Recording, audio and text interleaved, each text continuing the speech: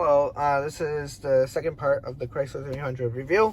I got a phone call on the last one, so let's move on. I had to retake this like 3 times because I keep getting notifications. So this is second part 2, going over your radio. I have satellite radio, FM, AM, and all that. Replay, so you can replay satellite radio and all that. So here you can do your source. You got disc, aux, USB, Bluetooth, SD card. You can actually watch a movie on here if you would like to, as you can see. So it does not work while you're driving, but otherwise you can use it. Here's your Bluetooth. It's that. Controls, you have heated seat. You can turn the screen off, on and off. Here's your climate. You can adjust it there. You can adjust it with these knobs, all that stuff. Here's your navigation. So, see that. If you want to do a navigate, let's do here. It'll navigate it. It shows you your speed. You can show all that stuff. Please drive to highlighted route. It shows the maximum speed you've gone in the past month. Is 89 was the fastest we've went this month. And yeah. So let's go back. Stop that. There's a whole bunch of other features in there. Here's your phone. So if you want to pair your phone, you have Bluetooth to talk on here. Here's more. You got your Sirius Travel Link, settings, and all that. Here's your audio controls. Yep, and this system's really fast, so it feels really good.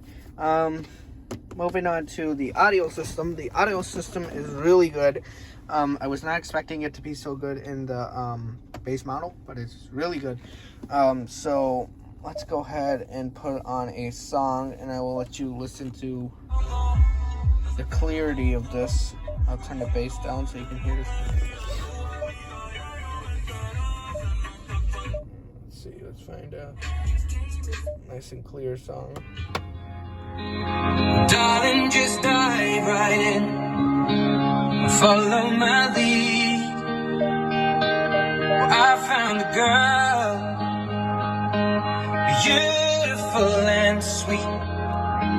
Well, I never knew you were the someone waiting for me. 'Cause we were just kids when we fell in love, not knowing what it was.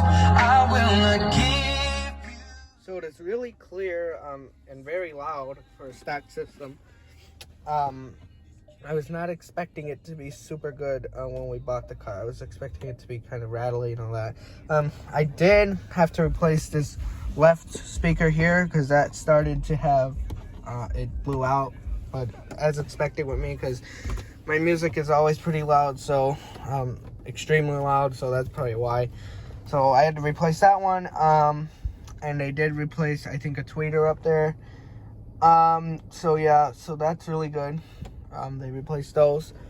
So these speakers basically, they are 1, 2, 3, 4, 5, 6, 7 speaker your audio system you have here. So the front 2 are kind of like a subwoofer and speaker mixed. So that's where you get all your bass is up front. The 2 back ones are pretty big too. They're way up there. So let's go ahead and find a bassy song. I'll show you the bass.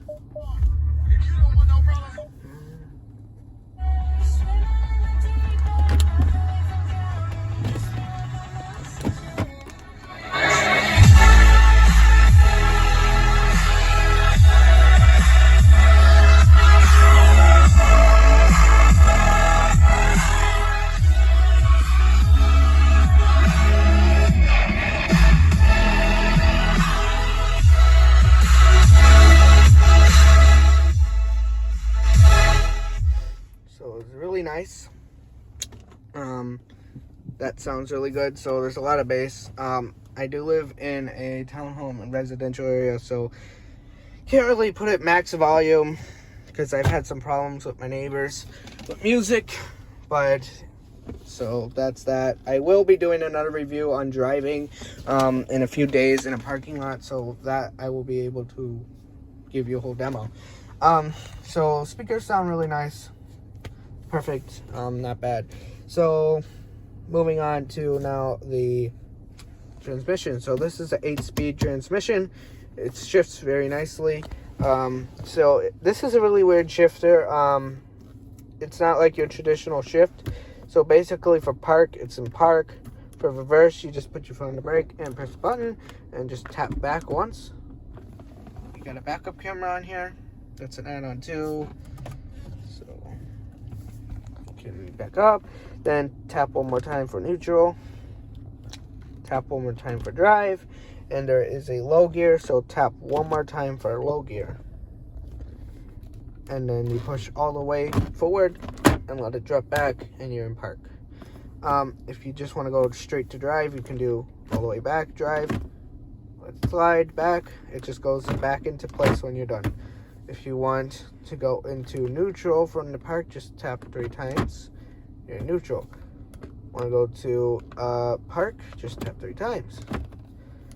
If you are in drive, you can just tap 3 times to go to reverse, and you're in reverse, and then push forward. It's really simple. It's not really that hard. A lot of people think it's kind of hard, but me, I think it's pretty easy to use. Yeah, not a big deal. So, so that is basically it for the interior. For the features wise, let me move on to the rest of the exterior. I'll go show it off. I will show you the engine and the remote start. Let's go ahead and look at the back seat though. Go ahead and look at the back. Here's your back seat. It's really nice. Not much back there. I'm not really going to get into detail. Trunk. Pretty big trunk. That. So let's get straight to the point. Let me show you the remote start. So we'll do one from the front, remote start, and remote start in the back so I can show you the exhaust. So all you do is click this button twice, and then you'll start the car.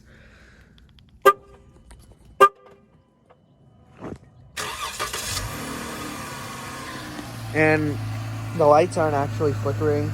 It's just how they turn on with the cameras. So you get your parking lights go on when you turn it on. Go to the back. The lights come on in the back. So let's go ahead and shut it off. Let's do one more start from the back.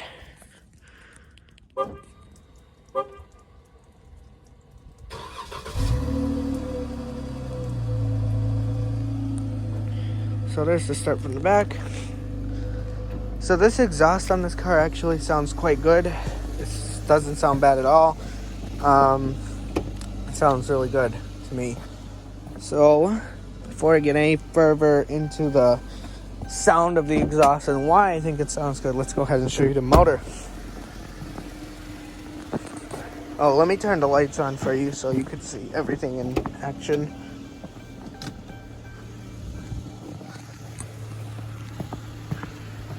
So here's them all on. Floodlights. Yep. Go ahead and close that door. So now what you've been waiting for probably is under the hood. So under the hood of this particular car is a 3.6 liter V6 engine. This is called the Pentastar is what Chrysler calls it. It is generating, I'm not sure about the torque. I'm pretty sure this particular model is 200, I think it's pushing around 250 some pound-feet of torque, maybe a little bit more.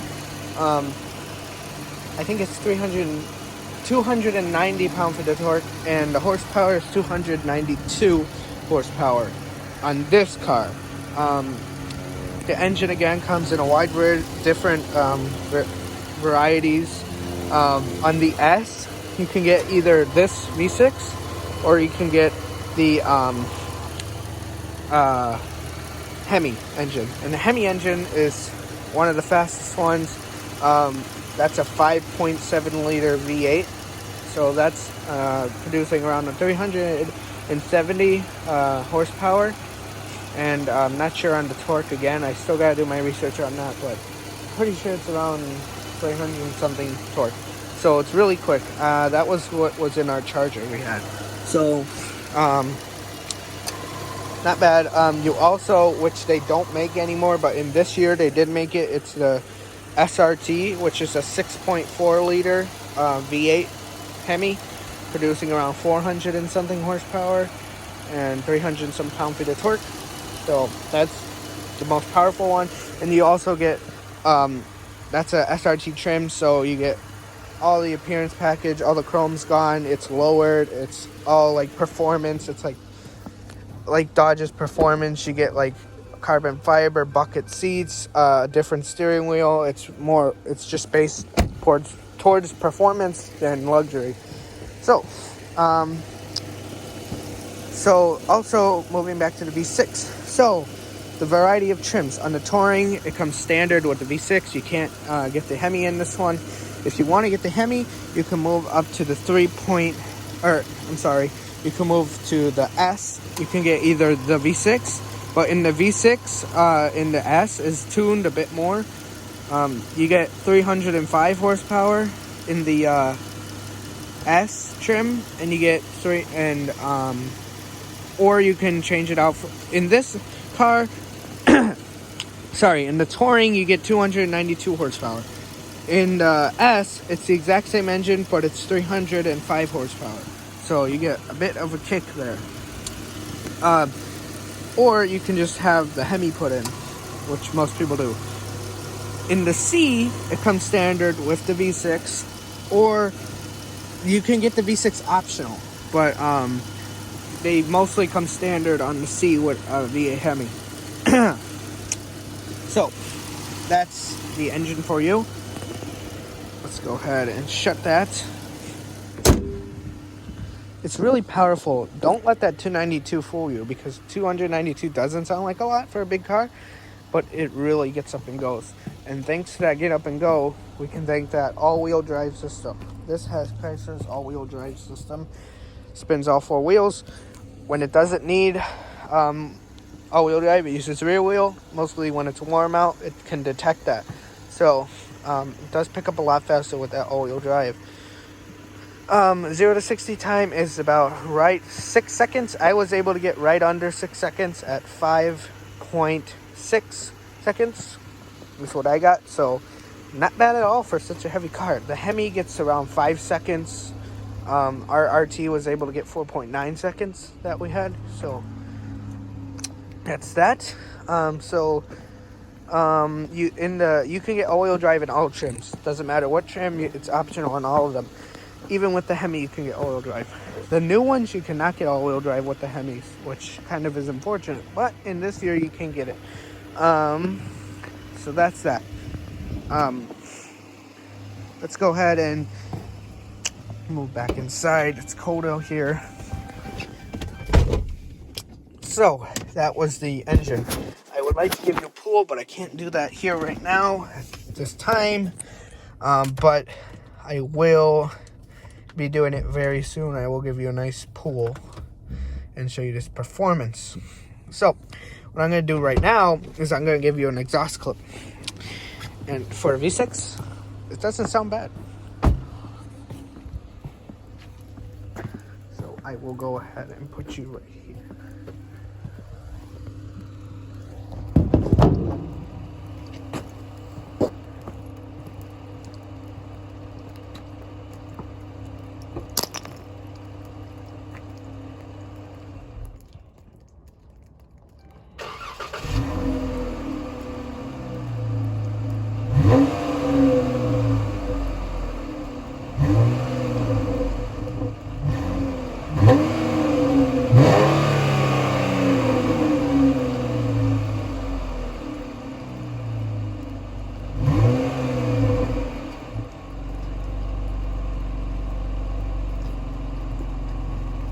So that is the exhaust clip, and tell me what you think.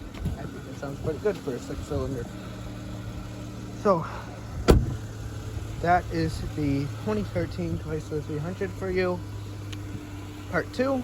I hope you enjoyed it. please make sure to watch part 1 and part 2 so you can see the whole review. And let's give it a score on what I think. So for performance, I'd give it about a 4-star, because it's not the fastest, but it's pretty fast for what it is. For luxury, reliability, I'd give it a 5. For practicality, I'd give it a 5. And for gas mileage, I'd give it a 4, maybe a 3, because you would think you get better gas mileage with a 6, but right now we're averaging 14 mpg, which isn't really good. But that's based on our driving, which is not very, we drive pretty fast, so our driving is 14 mpg.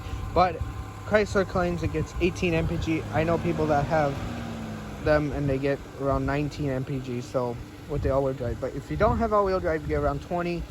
With the Hemi, you get around 16, so it all varies on how your driving is. So thank you for watching, and I will now conclude this video. Our next video will be a review on it, testing driving it and seeing how it drives. So I'm going to end the video here. Hope you liked it. Subscribe, like, comment, share, whatever you want to do. The last thing is, would I buy it?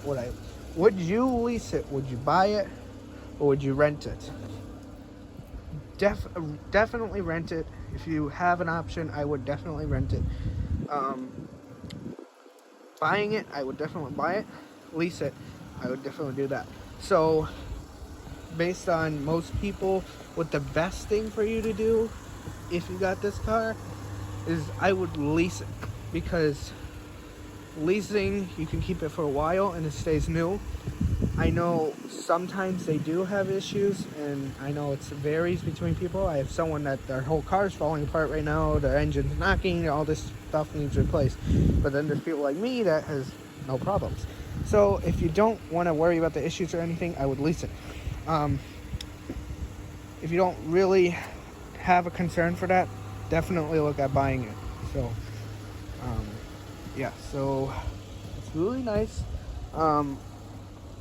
Definitely take a look at it, purchasing it. Yeah, leasing is a good option too. So if you want to get the higher trim but you don't want to pay that much, I'm pretty sure they start at $32,000 brand new for this particular. So so yeah, so that is that. I hope you enjoyed this video, and like, share, comment, subscribe like I said before, and we will give you a test drive in a few days. So thank you and peace out.